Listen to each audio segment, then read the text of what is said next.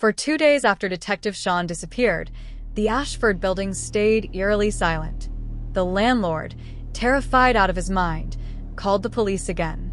Not because he found a body, there wasn't one. Not because he heard screams, there weren't any. He called because room 407 kept unlocking itself at night, even after he changed the lock 3 times. The door would swing open a crack sometime after midnight, and a cold draft would leak into the hallway, carrying with it a faint whisper he couldn't quite make out. He thought he heard his name once.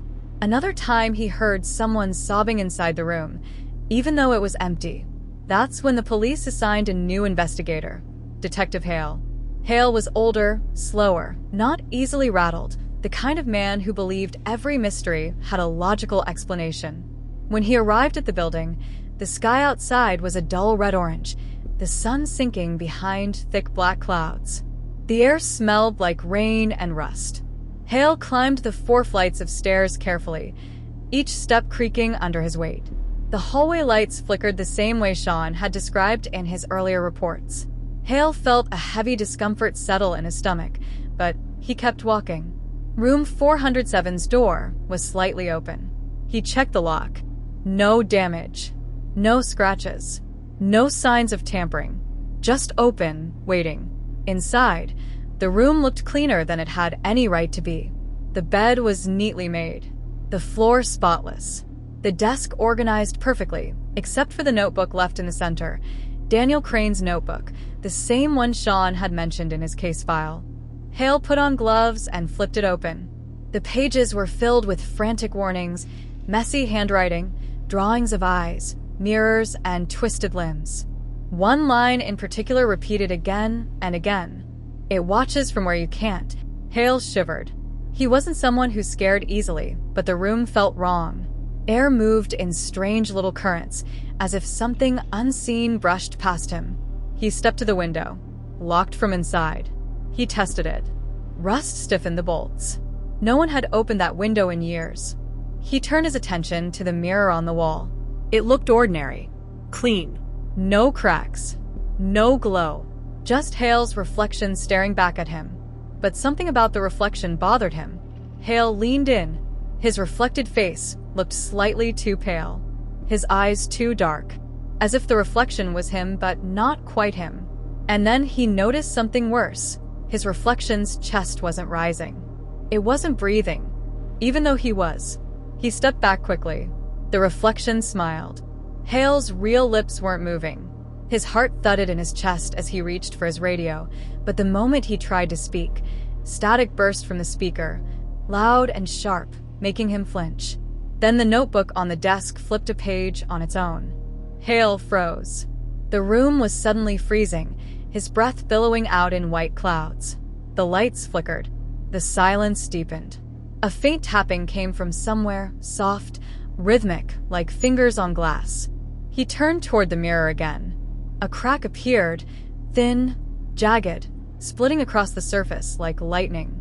Hale stepped back as the tapping grew louder, now echoing from multiple directions, inside the walls, behind the floorboards, inside the closet, and under the bed. The sound surrounded him, circling him, trapping him in an invisible cage of noise.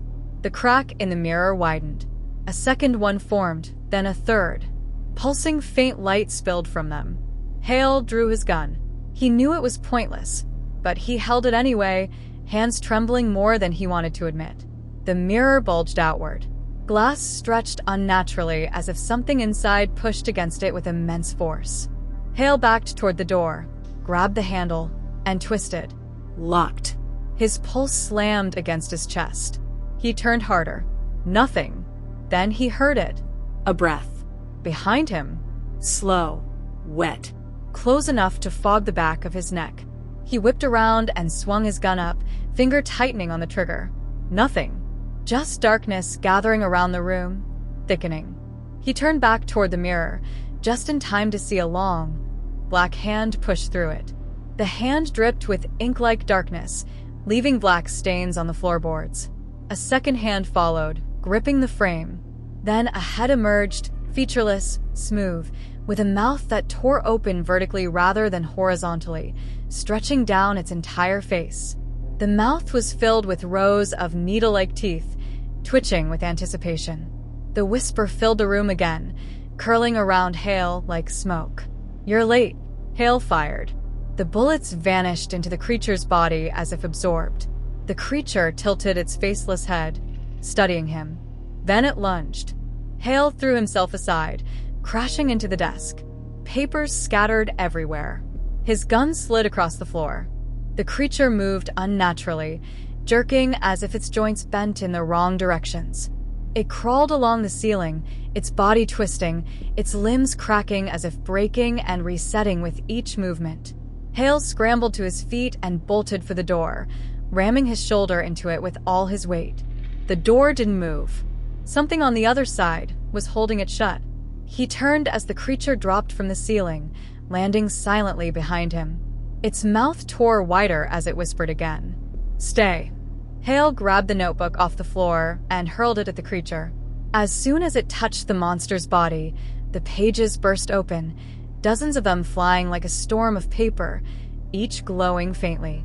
The creature recoiled, screeching in a sound so sharp it stabbed into Hale's skull. He clutched his head, stumbling back as the creature shriveled away from the floating pages. The papers swirled around it, pressing against its skin, burning it like acid. The creature shrieked louder and lunged back toward the mirror, melting through it like smoke through fabric. The mirror sealed behind it with a thunderous crack. Silence fell. Hale collapsed to the floor, gasping, shaking, staring at the mirror. The cracks were gone. The glass was perfect again.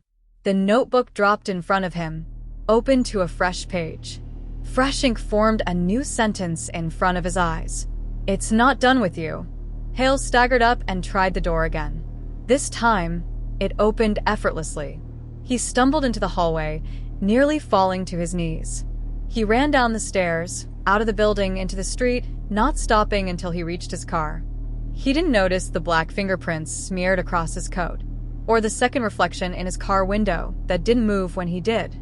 He didn't hear the whisper following him home, but he felt it. That night, Hale locked himself in his apartment. He turned on every light. He covered every mirror.